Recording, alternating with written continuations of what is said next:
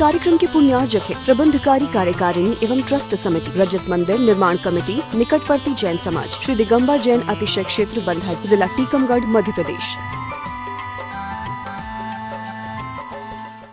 वंदना गजराज जैन भिलाई रिसाली गुरुवर नमोस्तु। महाराज जी, इनकी जिज्ञासा है कि जब पवनजय को अपनी भूल का ज्ञात हुआ तो वो युद्ध के मैदान से अंजना के पास विद्या के माध्यम से आ गए, लेकिन उसके उपरांत जो घटना घटी और अंजना को वन में निकाल दिया गया, फिर वे लौट के आए तो अंजना को ढूंढते रहे और थक कर हार कर एक पेड़ के नीचे बैठ गए।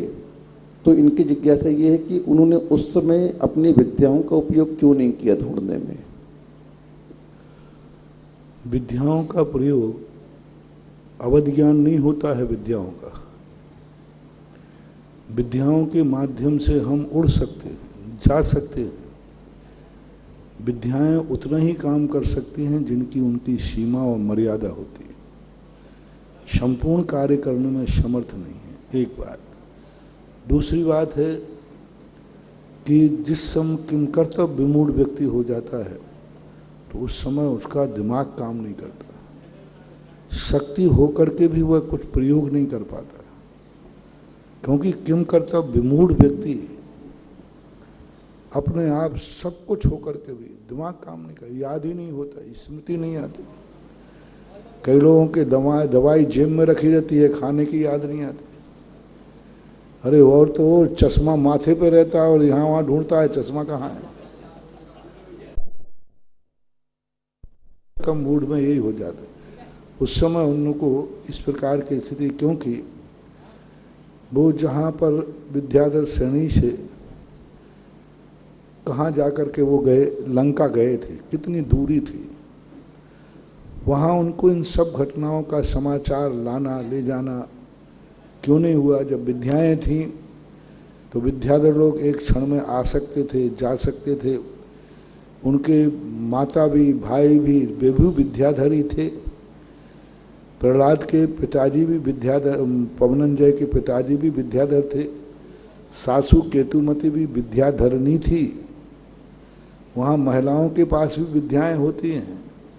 ये कह रहे हैं कि हम लोग घर में दान के लिए कुछ राशि निकालते हैं, तो उस दान की राशि से बोलियां ले सकते हैं या सीधे दान कर ले सकते हैं, वो आपकी इच्छा के ऊपर। ऋचा जैन अमर पाटन गुरुवर नमोस्तु। महाराज जी, अनंतनुबंधी कसाय के साथ नो कसाय क्यों नहीं जाती है।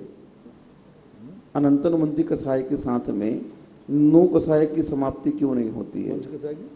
अनंतनुबंधी कसाय जब जाती है तो उस समय नो कसाय क्यों रहती है, वो उसका भी समाप्त हो जाना चाहिए। नो कसाय, नो कसाय कैसे जाएंगे, क्योंकि नो कसाय चली जाएंगी तो अभी 3 कसाय तो और बैठी है। नो कसाय तो संजुलन कसाय के साथ ही जाती है, क्योंकि उनका कार्य बाकी है। 9 कसायों का काम ही है, उनका कोई स्वयं नहीं। वो तो जिस अनंतानुबंधी के साथ रहती हैं तो अनंतानुबंधी जैसा कार्य करती हैं, प्रत्याख्यान के साथ रहती तो प्रत्याख्यान के, उनका नियम है कि वो इस प्रकार की परिणति रहती है। और 9 कसाय चली जाएंगी तो फिर प्रत्याख्यान अप्रत्याख्यान तो समस्त आर रोध ध्यान से रहित हो जाएंगे। वो उनका नियोग है, नियत ही है। सुशीला जैन मुगावली मध्य प्रदेश गुरुवर नमोस्तु। महाराज ये कह रहे हैं कि जो दक्षिण धर्म की पूजा में नारी को बिस्बेल नारी कहा है तो ये सीधा सीधा अपमान है नारियों का, तो महाराज जी ऐसा क्यों लिखा वहाँ पर। नारी को तो बिस्बेल कहा है, माता को तो नहीं कहा। माता मानो ना तो तुम्हें बुरा नहीं लगेगा, को तो नहीं कहा। तुम अपने आप को पत्नी मानो ना, क्यों बुरा नहीं लगेगा। बहन को तो बिस्बेल नहीं कहा, बेटी को तो बिस्बेल नहीं कहा, सासू को तो बिस्बेल नहीं कहा, ब्यान जी को तो बिस्बेल नहीं कहा, नारी को कहा है ना। नारी एक बहुत गंदा शब्द है। नारी के साथ बहुत सारे, तुम अपने आप को नारी नहीं माना करो, तुम अपने आप को माता माना करो तो तुम्हें कभी बुरा नहीं लगेगा, क्योंकि माता की सदा प्रशंसा हुई, कभी बुराई हुई नहीं, कभी बुराई नहीं, कहीं नहीं लिखा कि माता की बुराई की। बल्कि माता की तो और जननी जन्मभूमिश्च प्रशंसा और की। तो तुम नारी क्यों बनना चाहती हो? तुम माँ बनो, बहन बनो, बेटी बनो, और हो तुम ये। तुम नारी होने के साथ साथ तुम किसी की बेटी भी हो, बहन भी हो, माँ भी हो। ये है नारी शब्द वहाँ एक बहुत उसमें किया है कि जब व्यक्ति को नारी की दृष्टि से व्यक्ति देखेगा तो नियम से विकार भाव आएगा ही आएगा। और नारी बनकर के तुम दुनिया में रहोगी तो लोग तुम पर बुरी दृष्टि डालेंगे ही डालेंगे। तुम माँ बनकर के दुनिया में रहो, दृष्टि नहीं बढ़ेगी।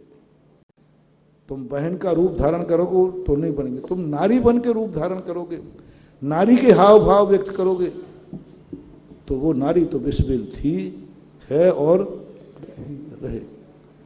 नारी का रूप, नारी एक बहुत गलत रूप है, उसका नेचर बहुत। जा बिना न बट्टदी नारी, पूज्यवर कुंद कुंद स्वामी प्रवचन सार में कहते, जा बिना न बट्टदी नारी। इन दोषों के बिना नारी हो ही नहीं सकती। लेकिन वहां कहीं भी माता का प्रयोग नहीं किया, बहन का प्रयोग नहीं किया। कुछ ऐसे रूप हैं जो तुम यदि उस रूप में जाओगे तो वो कथन गलत नहीं है। अपने आप को संभालो। शब्दों का जो चयन किया आचार्यों ने वो सही किया। और देखो वहां पर भी देखो तुलसीदास ने भी क्या लिखा, ढोर गमार शूद्र पशु नारी रहे ताड़ना के अधिकारी। ये सब वहां भी मां को नहीं कहा। मां ताड़ना के अधिकारी है नहीं, पत्नी ताड़ना के अधिकारी है नहीं, बहन ताड़ना के अधिकारी है नहीं। वहां ताड़ना के अधिकारी कौन है? नारी। जो नारी का रूप लेकर दुनिया में रहती है उसको ताड़ित किए बिना वो ना जाने कितनों की जिंदगी बिगाड़ दे नारी, ना जाने कितनों का जीवन भस्म कर दे नारी। नारी ने सेठ सुदर्शन का संहार किया था, नारी ने किया था। नारी जब व्यक्ति नारी के रूप में प्रस्तुत होती है तो संसार का नाश ही करती है। इसलिए तुम इन शब्दों की तरफ जाओ, किस प्रकार के जहां जहां नारियों की निंदा की है, या तो स्त्री शब्द का प्रयोग किया है या नारी शब्द का प्रयोग किया है। लेकिन जब नारी और स्त्री के साथ कोई विशेषण लग जाए तो विशेषण ही पूज्य होता है।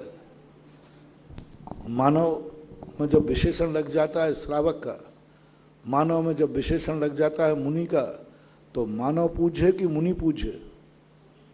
बोलो। तो मुनि मानव है कि नहीं है? लेकिन वहां मानवपना गौण है और मुनिपना मुख्य है। इसी प्रकार नारी माता जो है वो नारी है, लेकिन जब नारी माता का रूप धारण करती है तो मुनि के समान माता मुख्य है और नारी गौण है। मुनि महाराज भी मानव है, मनुष्य हैं, इसमें कोई संदेह नहीं, लेकिन मनुष्य पूजनीय नहीं है। लेकिन उसी मनुष्य के साथ यदि मुनि शब्द लग जाता है तो वह मनुष्य की निंदा खत्म हो जाती है और मुनि की पूजा चालू हो जाती है। वही नारी जब माता का रूप धारण कर लेती है तो नारी का दोष खत्म हो जाता है और माता का गुण प्रकट हो जाता है। वही नारी जब पत्नी का रूप धारण कर लेती है तो नारी का दोष खत्म हो जाता है, पत्नी का गुण चालू हो जाता है। वही नारी जब आरिका बन जाती है तो नारी का दोष खत्म हो जाता है और आरिका वंदनीय हो जाती है। वही नारी जब बहन बन करके दुनिया में आती है तो वह गुणवान बहन का रूप धारण हो जाता है, नारी गौण हो जाती है। और वही जब बिटिया बन के आती है तो नारी गौण हो जाती है और बिटिया आदर्श हो जाती है। विशेषण का बहुत बड़ा महत्व है। एक ही वस्तु होती है, विशेषण उसके विशेषण का ही सारा फर्क है। मानो विशेषण ही पूज्य होता है, तो विशेषण के साथ जियो, ये दोष तुम्हारे ऊपर लागू नहीं होंगे। कपिल जैन, रहली पटनागंज। गुरुवर नमोस्तु। महाराज जी, इनकी जिज्ञासा है कि आपने एक बार प्रवचन में कहा था कि ये प्रवचन अनंतों बार हो गए और सुधा सागर भी अनंतों बार ये प्रवचन कर चुके हैं। इसी पंडाल भी यही था, श्रावक भी यही थे। तो महाराज जी पूछ रहे हैं कि जो अनंतों बार आप बने तो वह जीव एक ही था कि कोई अन्य था? वही जीव, आगम मिथ्या नहीं है, आगम मिथ्या नहीं हो सकता। पूज्यपाद स्वामी ने स्पष्ट किए 31 सागर की जितनी भी पर्याय धारण की जाती हैं यह पंच परावर्तन में अनंतों बार हो चुके हैं, सबको अनंत बार हो चुके, सब मुनि भी बन चुके, हम ही नहीं तुम भी बन चुके हो। आगम तो यही कहता है, अनंतों बार इसने धारण किया, मुख्य मार्ग यही है। अब 923 पुत्र जैसे में यदि अपनी संख्या हो तो वो केवल ज्ञानी सुधार लेंगे, अपन तो भूल चूक लेना देना। अपन को तो जो कथन किया कि इस जीव ने ये पंच परावर्तन अनंतों बार किए, तो अपन तो यही मान के चलेंगे कि भाई मैं भी अनंतों बार मुनि बन चुका हूं, आप भी अनंतों बार 10 लाख क्षण कर चुके हो, आप भी अनंत बार ब्रह्मचारी बन चुके हो, श्रावक बन चुके हो, सब बन चुके हो। आगम तो ही कहते हैं। अब एक अपवाद मार्ग होता है कि नहीं, कुछ जीव ऐसे होते हैं जो सीधे नित्य निगोज से आकर के आए हों, तो वो ये संशोधन करने का अधिकार केवल ही भगवान को है, अपन को नहीं। अपन तो जो मार्ग उत्सर्ग है, जो सामान्य है, उसी के लिए ही विश्वास करते हैं और मानना ही चाहिए। तभी विशुद्धि बढ़ेगी, तभी विशुद्धि बढ़ेगी। तभी वो पढ़ेगा कि 10 साल हो गए इसी क्लास में पढ़ते पढ़ते, इस साल तो पास हो जा। हाँ, अनंतों बार हो गए ये क्रियाएं करते करते, कहाँ चूक रही, कहाँ भूल रही। तो ऐसे प्रसंग पढ़ने से विशुद्धि बढ़ती है, सुधारने का मन होता है और अपनी गलती पर दृष्टि जाति करके और मन विशुद्ध होता है। महाराज जी, सम्यक दर्शन प्राप्त करने के बाद भी ये अनंतो भाव धारण करना पड़ सकते हैं? सम्यक दृष्टि भी अनंत के समान अर्ध पुद्गल परावर्तन काल तक भटक सकता है। वो भी कम काल नहीं है, बहुत बड़ा काल है। अजित जैन, एडवोकेट, मांगरोल, गुरुवर नमोस्तु। महाराज जी पूछ रहे हैं कि क्या कोई श्रावक भी 700 पुण्य का अर्जन कर सकता है? 700 पुण्य के 2 रूप होते हैं। एक 700 पुण्य वो कहलाता है जो सप्तम गुण स्थान से शुरू होता है। सामान्य 700 गुण की बात जो कही, सम्यक दृष्टि 700 पुण्य बंद ही करता है, क्योंकि उसके मन में हमेशा पुण्य बंद की करने की बात आएगी भी, तो वो उसीलिए कहेगा मेरा धर्म ध्यान चलता रहे, मेरे लिए आकुल व्याकुल ना होना पड़े। तो उसके मन में 700 पुण्यबंध होना चाहिए। चतुर्थ गुण स्थान से पापानुबंधी पुण्यबंध की स्थिति नहीं बनी, क्योंकि पापानुबंधी पुण्य का सबसे बड़ा उदाहरण है निदान बंध। निदान बंध जो होता है वह मिथ्या दृष्टि को ही होता है, सम्यक दृष्टि कभी निदान बंध नहीं करता।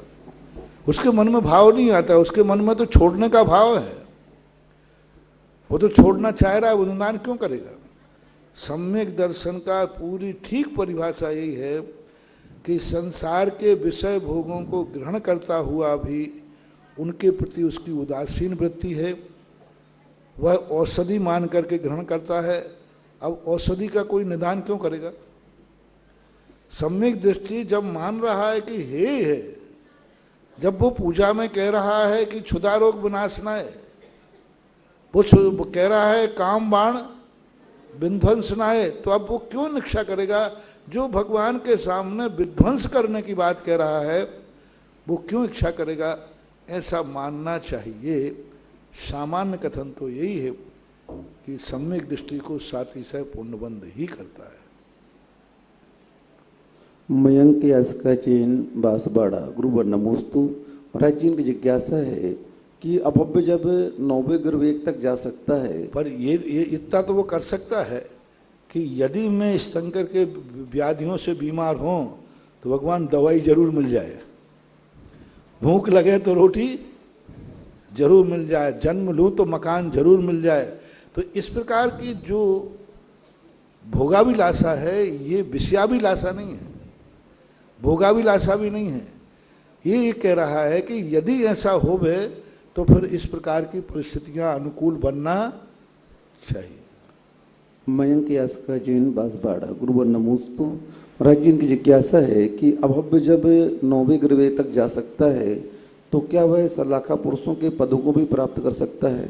नहीं, अभव्य सलाखा पुरुष नहीं बन सकता, आगम का कथन नहीं। क्योंकि जो भी 63 सलाखा पुरुष हैं नियम से भव्य होते हैं और निकट भव्य भी होते हैं। निकट भव्य के अनेक अनेक रूप हैं। एक ही काल में मुक्ति मिल जाती है, जैसे कोड़ा कोड़ी काल है, जैसे मारीच का जीव सबसे ज़्यादा भटकने वाला वही जीव था, उसी काल में ही मोक्ष हो गया, उसी काल में भटका, उसी काल में मोक्ष हो गया। ऐसा विक्की जैन गुना गुरुवर नमोस्तु। महाराज जी पूछ रहे हैं कि जो हम लोग जाप गिन करके देते हैं ये श्रेष्ठ है या बिना गिने जो जाप दें वो श्रेष्ठ है? जाप तो गिन करके ही होगी, लेकिन माला से नहीं गिनना, उंगलियों से नहीं गिनना, मन से गिनना। और श्रेष्ठ है श्वासोच्छ्वास से गिनना, श्वास से भी अपनी माला गिनना। गिनना तो है क्योंकि जाप है, जाप में और पाठ में अंतर है। बिना गिने यदि नमोकार मंत्र पढ़ोगे तो वो आमना में आएगा, कीर्तन में आएगा, जाप में नहीं आएगा। तो नाम में कीर्तन की बात आती ना, तो कीर्तन करो ना, वो हंताणम नमो सिद्धाणम जैसे पढ़ते जाओ। जाप में तो आएगा गिन करके, निश्चित संकल्प करके ही जो किया जाता है कि मैं इतना ही मंत्र फेरूंगा, तभी वह जाप कहलाता है। जाप में न्यूनाधिक नहीं होता, क्योंकि जाप किसी लक्ष्य विशेष को लेकर किया जाता है, वो मात्रा में ही लाभदायक है। विभव जैन काला सूरत भटार गुरुवर नमोस्तु। महाराज जी, इनकी जिज्ञासा है कि शांतिनाथ चालीसा में आया है पंचाचार गुणों से विभूषित, तो पंचाचार का क्या अर्थ होता है? पंचाचार ये साधु के मूल रूप से आचार्यों के मूल गुण में आता है। पूज्यवर नेमीचंद महाराज ने आचार्य की परिभाषा में लिखा है,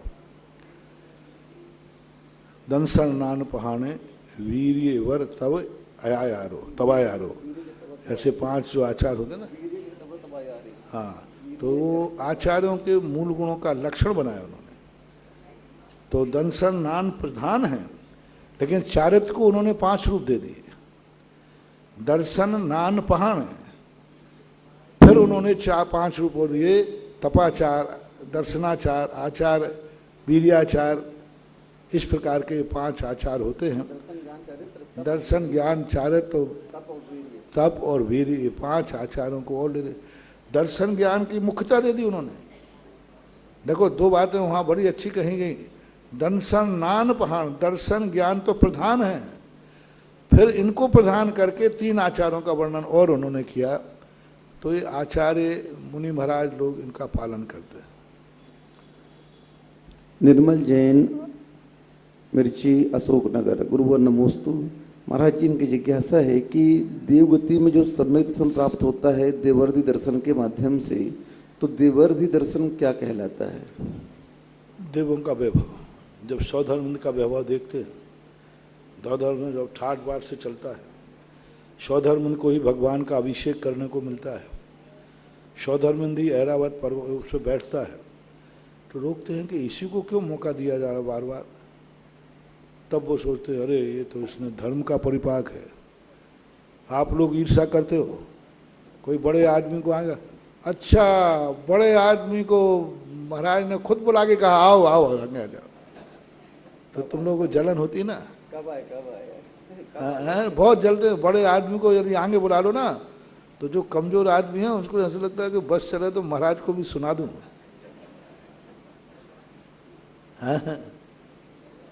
वहाँ जलना नहीं चाहिए, वहाँ सोचना चाहिए इसने ऐसा क्या पुण्य किया जो कि इतने सम्मान को पा रहा है। इसने जरूर कोई पुण्य किया है, इसने जरूर पुण्य कोई किया है कि इसको महाराज की दृष्टि में भी आ गया है। इसने जरूर पुण्य किया है कि आते ही सबने कहा आगे बैठो साहब, आगे बैठो साहब। इसने जरूर कभी सत्कार पुरस्कार किया होगा गुणवानों का। बड़ा आदमी आता सब अरे साहब आगे आइए साहब, आगे आइए साहब, और दूसरा पहले से आगे बैठा है पीछे खिसकिए साहब, होता है कि नहीं भैया, तो बताओ ना सबकी। अब इस पर तुम जलन मत करो। ये देखो, इसने पूर्व भाव में नियम से गुणवानों का सम्मान किया होगा।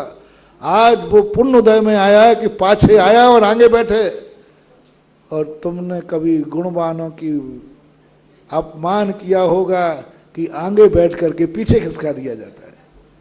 बैठते आगे हो और खिसका पीछे दिया जाते हो। इस समय बहुत बड़ा परीक्षण कर सकता है व्यक्ति, सम्यक दर्शन प्राप्त कर सकता है। अंदर ओहो मैंने जरूर किसी गुणवान का अपमान किया था, तब मैं पहले आया और मुझे पीछे कर दिया गया। और इस व्यक्ति ने जरूर किसी का सम्मान किया होगा, पाछे आया और आगे बढ़ा लिया। तत्व दृष्टि के मौके हैं ये महानुभाव। जब जब अपने जीवन में कोई विपरीत घटना घटे, तुरंत विपाक विषय धर्म ध्यान का विषय बनाओ। जरूर मैंने किया होगा, अन्यथा हो ही मेरा अपमान, अन्यथा हो ही नहीं सकता। कभी गुणवान आए होंगे, हाँ आ रहे होंगे, नहीं खड़े होना, जाओ आ रहे हो, नहीं होना खड़े, जाओ क्या करेंगे। होंगे गुणवान तो होंगे, हमने उपेक्षा की होगी। और उसने दूर से आते ही गुणवान को 7 कदम आगे चल करके स्वागत किया होगा किसी गुणवान का। आज उसके लिए लोग सम्मान दे रहे हैं। ये नियम मानना चाहिए। तो वहां देवों का वैभव देखकर सौधर्मेंद्र, भगवान का अभिषेक वही अकेला करेगा, कोई नहीं करेगा। इसने आखिर ऐसा क्या पुण्य किया। ओहो, पूर्व भाव में इसने नियम लिया था कि मैं भगवान के अभिषेक के बिना पानी भी मुंह में नहीं दूंगा। कई दिन उन्होंने भूखा रहा होगा, अभिषेक करने नहीं मिला। नहीं, भगवान का अभिषेक करने नहीं मिलेगा तब तक तो मैं पानी नहीं पीऊंगा। कई दिन उपवास रहा होगा, कई दिन भूखे रहा होगा, लेकिन नियम नहीं तोड़ा होगा। तोड़ने का भाव भी नहीं आया होगा। ये भी नहीं किया होगा कि मैंने कहां से नियम ले लिया। 2 दिन हो गए, 3 दिन हो गए, 4 दिन हो गए, भगवान तो मिल ही नहीं रहे, कहां से मैं नियम ले लिया। नहीं, उसके नियम के प्रति उपेक्षा भाव नहीं, उदासीन भाव नहीं, अवभाग, धन्य मेरे की मेरी परीक्षा हो रही है, ऐसे करके उसने नियम पाला होगा। इसलिए आज उसे ही भगवान का अभिषेक करने का मौका मिल रहा है। ऐसे कोई ना कोई कारण, ये तो एक एग्जाम्पल दिया है, उदाहरण को ऐसे ही मानना चाहिए। ऐसा होता है। अल्पना जैन, अंबाला कैंट, आर नगर, हरियाणा। गुरु नमोस्तु। महाराज जी की जिज्ञासा है कि जब भगवान का अभिषेक करते हैं तो किस अवस्था का अभिषेक किया जाता है, अरहंत अवस्था का या जन्म काल का? अरहंत अवस्था का ही अभिषेक है। जितने मंदिरों में मूर्तियां हैं सब अरहंत भगवान की स्थापना है। इनमें सिद्धों की स्थापना नहीं होती है। मोक्ष कल्याण का स्पष्ट रूप से आरोपण होता है। आरोपण इसलिए करना पड़ता है कि इनका फिर सिद्ध मोक्ष कल्याण कब मनाओगे, जब खंडित हो जाएगी तब। इसलिए यह दिखाने के लिए कि जो अरहंत बने हैं वे नियम से मोक्ष जाएंगे। इसलिए मोक्ष कल्याणक की, हर कल्याणक की क्रिया मूर्ति पर होती है। हर कल्याणक की क्रिया मूर्ति पर होती है। गर्भ की, जन्म की, दीक्षा की, केवल ज्ञान की। मोक्ष कल्याण का कोई संस्कार मूर्ति पर नहीं होता।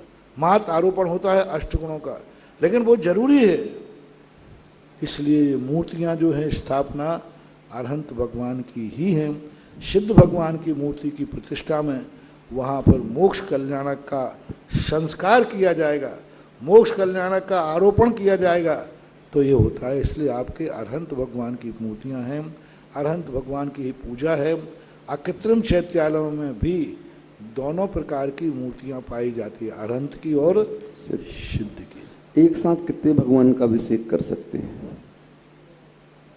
एक साथ एक थाल में कितने भगवान का अभिषेक कर सकते हैं?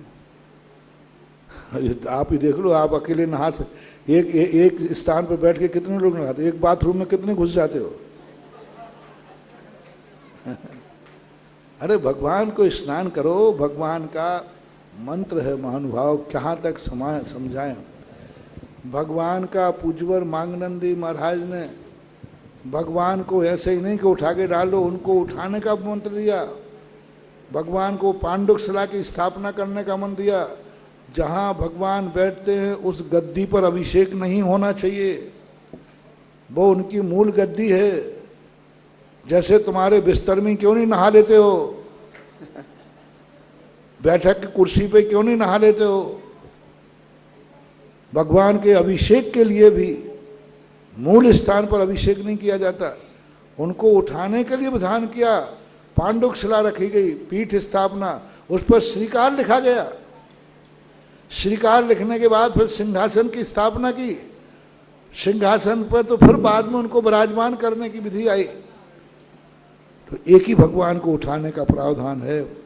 अब रही बात बड़े भगवानों का क्या करें, तो उतनी देर के लिए उसी वेदी को आप पांडुक शिला बनाइए, श्रीकार लिखिए, हाथ लगाइए वेदी को, क्योंकि उठा तो अपन सकते नहीं भगवान को, तो उठा के लगाइए कि मैं इतनी देर के लिए इसी वेदी को पांडुक शिला पीठ मानते हैं।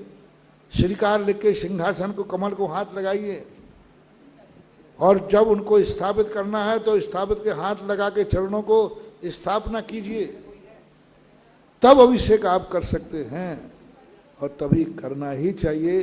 एक थाली में, एक पांडुक शिला पर एक ही भगवान बैठना चाहिए, क्योंकि एक भगवान पर गिरा हुआ जल, क्या एक भगवान के अभिषेक करने के बाद जो गंधोदक निकले, उस गंधोदक से दूसरे भगवान का अभिषेक कर सकते हैं? गंधोदक से? अरे गंदे पानी से नहीं कह रहा हूं,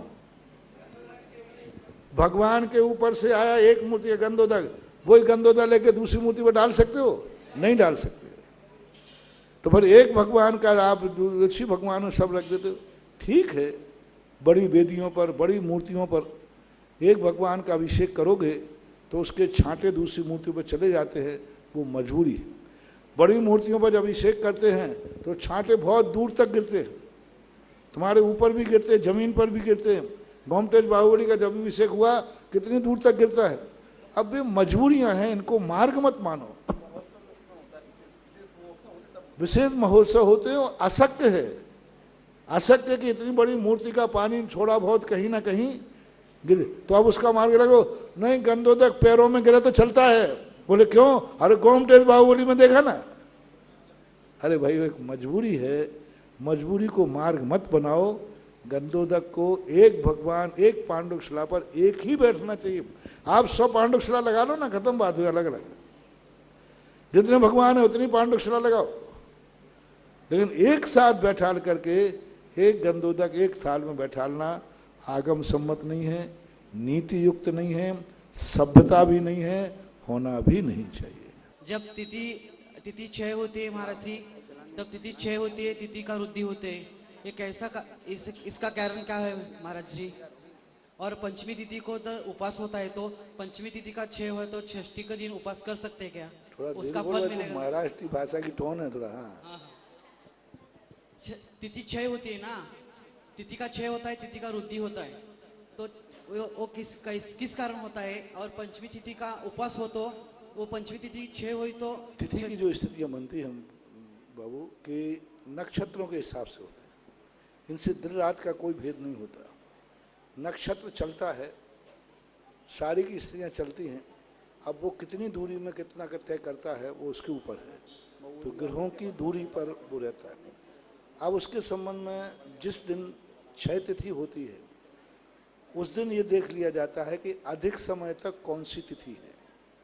मान लीजिए सुबह के बाद ज़्यादा समय तक कोई तिथि, दिन सूर्य उदय के बाद बहुत समय तक तिथि रहती, तो फिर क्षय तिथि नहीं मानी जाती, उसी को मूल मान लिया जाता है।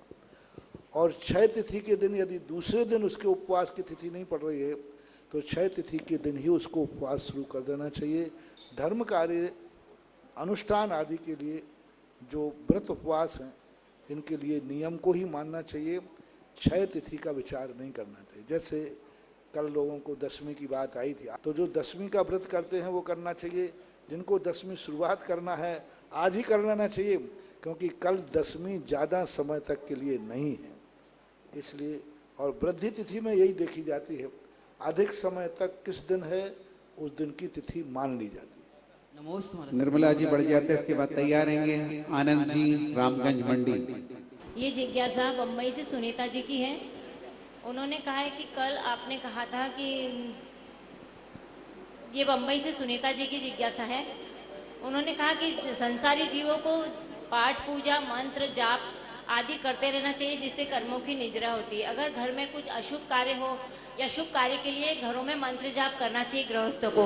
लेकिन कल आपने कहा था कि संसारी जीवों को इस तरह से कोई फायदा नहीं होता कि आप मंत्र जाप घर में करो या अशुद्ध भाव से अशुद्ध भाव से करो तो ये फायदा करता है, तो ऐसा कैसे माने? उन्होंने प्रसंग गलत सुन लिया।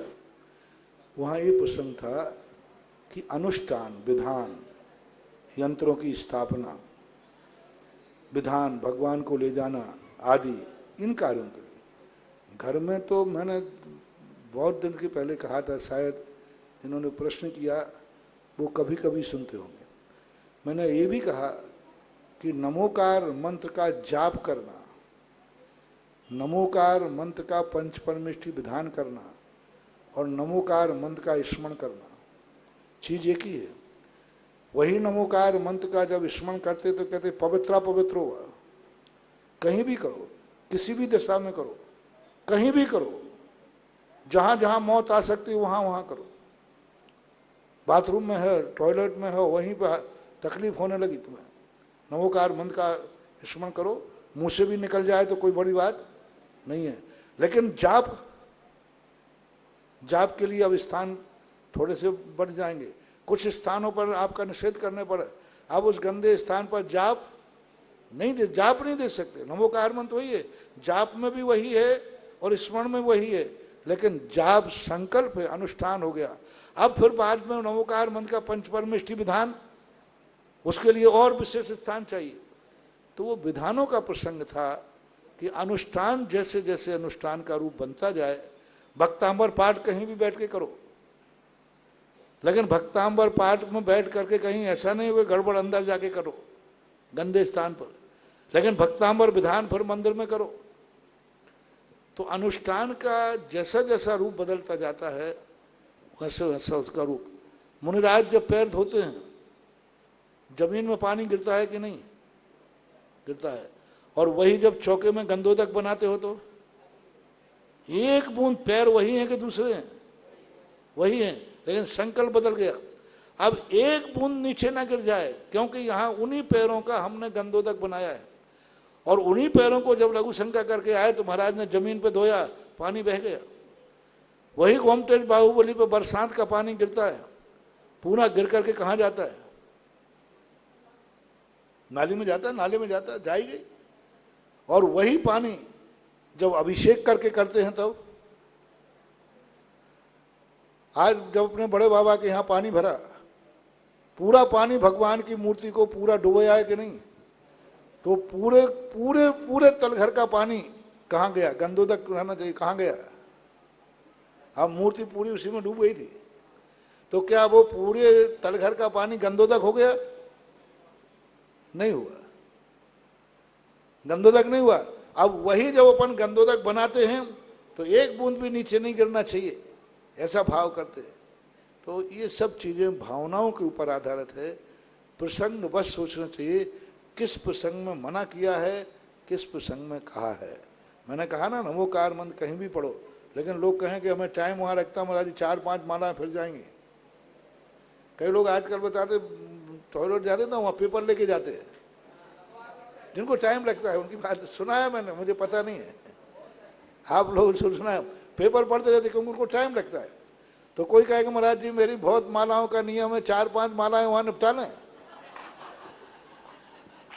नहीं निपटा सकते। तो महाराज आपने तो कहा है पवित्रा पवित्र हुआ, दुसतो भी आ ध्यायेत पंच नमस्कारम, वहां स्मरण करना एक अलग चीज है। उस समय भी अपने परिणाम शुभ रखो। शुभ कब रहेंगे? जब पंचपरमेष्ठी का स्मरण करेंगे। तो इस अपेक्षा से कहा होगा, ऐसा ध्यान। आनंद जी रामगंज मंडी इसके बाद तैयार रहेंगे ऑडियो के माध्यम से। नमोस्तु भगवान, नमोस्तु भगवान, नमोस्तु भगवान। गुरुदेव आज आपने प्रवचन में कहा था इच्छाओं को दबाना नहीं और इच्छाओं का निरोध करो। बात तो एक ही महाराज, इच्छाओं को दबाना नहीं, इच्छाओं का निरोध करो। मैंने दबाना नहीं कहा था, निरोध कहा था। दबाना नहीं, इच्छाओं निरोध कहा था, निरोध। इच्छाओं को निरोध का अर्थ होता है ऐसा प्रयास किया जाए कि इच्छाएं उत्पन्न ही न हो। इच्छाओं का निरोध, इच्छाएं दबती तो है ही नहीं। आने के बाद ट्यूब में से पेस्ट निकलने के बाद अब अंदर डालो उसको, बस वो तो अब निकल गया तो निकल गया। निरोध का अर्थ है कि आगे इच्छाएं न उठ पाए। अपने परिणामों को इस ढंग से बनाया जाए कि जो इच्छाएं हैं वे इच्छाएं जितनी उठ चुकी हैं वो तो उसको तो संयम का रूप दे दो। जो परिणाम निकल चुका है संयम का रूप दे दो। जो भाव हो चुके उसको संयम का रूप दे दो। जो कदम उठ चुका है उसको संयम का रूप दे दो, देख के रखना। जो नहीं उठा है उसको उठाने का भाव मत करो। जो पैर उठ गया है वो तो अब रहेगा कि नहीं, अब संयम का रूप दे दो। प्राणी संयम, जीव नहीं मर जाए। लेकिन अब आगे प्रयास करो कि पैर उठाने से जीव मरते हैं, अगला पैर में उठाऊंगा ही नहीं, क्योंकि यहाँ जीवों की राशि ज्यादा। अब देखना, दोनों में देखना, पैर एक उठा हुआ है, एक रखा हुआ है और नीचे जीव है। तो संयम क्या कह रहा है, पैर तो अब रखा जाएगा कि नहीं, उसका तो कोई उपाय है नहीं।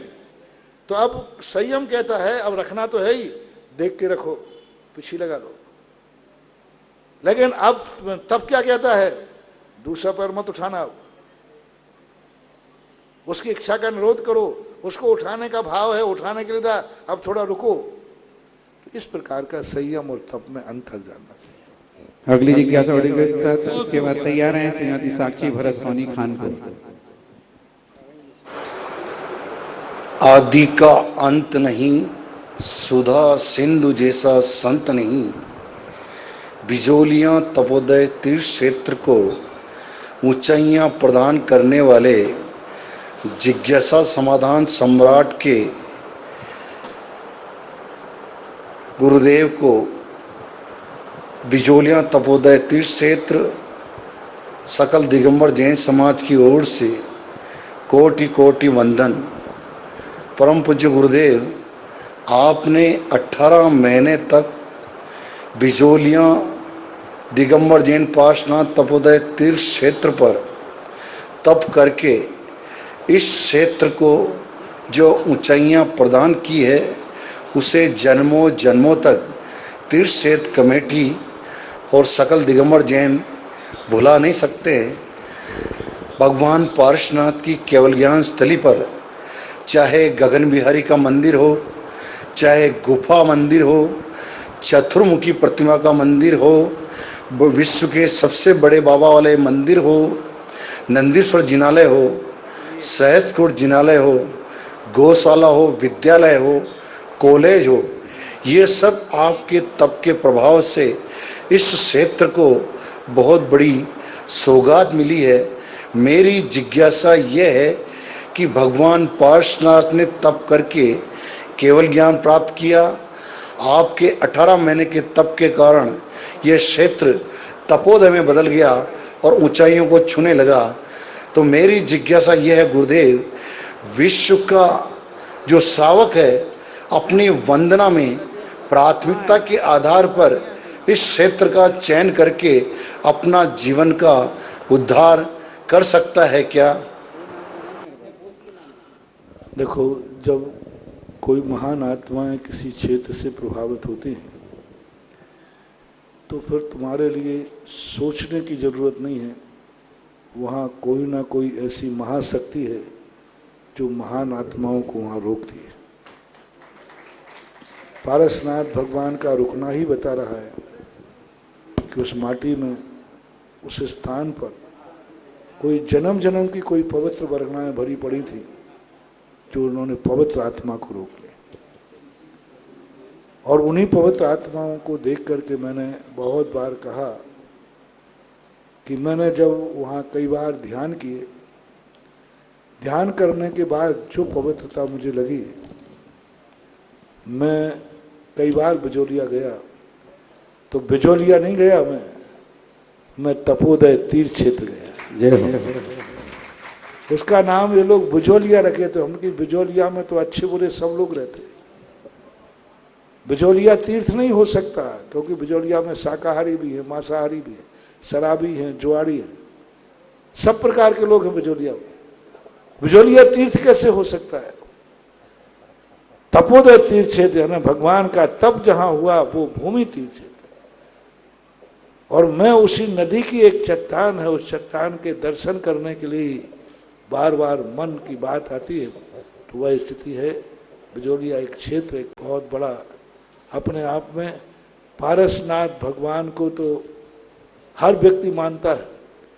अब वो पारसनाथ भगवान तो सिद्धालय चले गए, लेकिन पारसनाथ जिस भूमि को छू के गए हैं वो अभी भी अपने पास है,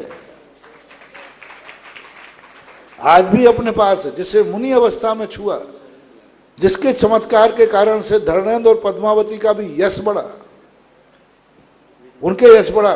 और कई स्थानों पर तो उनका यश इतना बढ़ गया कि भगवान पीछे हो गए और वो आ गए। लेकिन फिर भी ऐसा स्थान अपने बीच में है। उस स्थान के लिए अपने जीवन में जरूर एक बार हर व्यक्ति को उन भूमियों के स्पर्श जरूर करना चाहिए। उस भूमि का जरूर मस्तक झुकाना चाहिए जिस भूमि को तीर्थंकरों ने छुआ था, तीर्थंकरों ने जहां ध्यान किया था। कितनी ताकत है उस भूमि में जहां तीर्थंकर को केवल ज्ञान हुआ, जहां तीर्थंकर के घातिया कर्मों का नाश हुआ, जहां तीर्थंकर को कमर जैसा व्यक्ति कुछ भी नहीं बिगाड़ पाया, उनको चलायमान नहीं हो पाया, जहां पर बैठ करके देवताओं के भी आसन कंपायमान हुए। ऐसी भूमियां सदा वंदनीय होती हैं, स्मरणीय होती हैं। अब ऐसे स्थानों के लिए आपने कितने काम गिनाओगे। मैं तो ऐसे महान आत्माओं के प्रति इतना आह्लादित होता हूं कि उनके साथ तो मैं कुछ नहीं कर पाया, लेकिन उन भूमि को जो छू गए हैं उसको महातीर्थ बनाने का जरूर भाव आता है। भगवान के लिए तो मैं कुछ कर नहीं सकता, लेकिन जिस भूमि पर भगवान बैठे हैं उन भूमियों के प्रति हमारा बहुत अनुराग भाव आता है। तीर्थों के प्रति इसलिए मेरा अनुराग भाव आता है कि वे आत्माओं ने इंसान को छुआ जो तीर्थ बन गए। तो ऐसी स्थिति मानना चाहिए। अगली जिज्ञासा के लिए तैयार है। इसके पूर्व बता दूं, आज हमें असीम कालीन भक्तांबर के लिए नाम प्राप्त हुआ है। अभय कुमार जैन, अनिल, सुनील, शैलेंद्र, मनीष, पुनीत, उदित, नागदेव परिवार, दादावाड़ी कोटा, पधारे पूज महाराज का मंगलाशीष लें। एक असीम कालीन भक्ता में प्रकाश चंद, प्रदुमन, जितेंद्र, वैभव कापरेन वाले वैभव जैन के जन्म दिवस के उपलक्ष्य में इन्होंने असीम कालीन भक्तांबर में अपना नाम लिखाया है। एक और बात कहना चाहता हूँ। देखिए, फिर एक बात ऐसी है, सभी स्थानों पर जब कोई महान कार्य होता है तो एक मंत्रों की स्थापना की जाती है, नंद्यावर्त की स्थापना की जाती है। चूंकि चंद्रोदय तीर्थ क्षेत्र एक अपने आप में तीर्थ क्षेत्र है, लेकिन अब जिस गुफा का अपन विस्तार कर रहे हैं, जो वैभव देना चाहते हैं उस गुफा के अंदर, अब ये गुफा भी इतनी अतिशयकारी हो कि भगवान के साथ साथ इस सारा मंदिर की एक एक ईंट अतिशय के रूप में पड़ना चाहिए। दीवार भी कोई छुए तो एनर्जी प्राप्त हो, जमीन पर बैठे तो कोई एनर्जी प्राप्त हो। और वह एक सबसे बड़ी जिंदगी जो हमें कुछ वर्षों से मिली है कि हर मंदिर के साथ में बीजाक्षरों की स्थापना कीजिए, जो मेरे चिंतन में, मेरे ध्यान में आया। तो नगानगरी के अंदर जब मंदिर बनने की बात आई, हजारों लाखों शिलाएं स्थापित की। इस गुफा के अंदर भी मेरा भाव है। इसका निर्माण तो महामना एक व्यक्ति ने, पांड्या परिवार, महेंद्र पांड्या, आशा पांड्या ने किया, लेकिन इस गुफा में इतनी शिलाएं स्थापित हों, कम से कम 1008 बीजाक्षर स्थापित हों, कम से कम। यानी प्रत्येक दीवार के अंदर कम से कम 1008 हिरीम और 1008 कम से कम पंच बीजाक्षर, हिराम, हिरीम, हुरूम, हरौम और हेरा। ये 5 बीजाक्षरों को कभी मैं बताऊंगा। इन 5 बीजाक्षरों की महान शक्ति है। ये 5 परमेष्टि के प्रतीक ही नहीं है, इनका जो स्वतंत्र वर्णन पूज्यवर शुभचंद्र महाराज ने किया कि इन 5 बीजाक्षरों का उच्चारण करने से पूरे द्वादशांग का पाठ हो जाता है। उनका पंच बीजाक्षर का पाठ करने से पूरे द्वादशांग का पाठ हो जाता है। ये शक्तिशाली महाबीजाक्षरों को इन गुफा की दीवारों में स्थापित होना चाहिए। इनकी नींव में स्थापित होना चाहिए। तो कल से इनका उद्घाटन हो। आज तो बता दें, कल दान का त्याग का दिन है और कल से ही इनकी स्थापना चालू हो।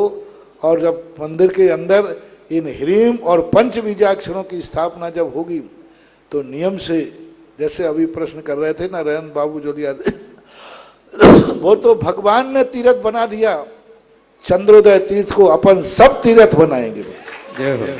दो तीर्थ होते हैं, एक भगवान बनाते हैं और एक भक्त बनाते हैं। बिजोलिया तपोदय तीर्थ से भगवान ने पावन बनाया और चंद्रोदय तीर्थ को अपन लोग बनाएंगे। किशनलाल मड़िया ने बनाया, किशनलाल की भक्ति ने बनाया, चमत्कारों ने बनाया।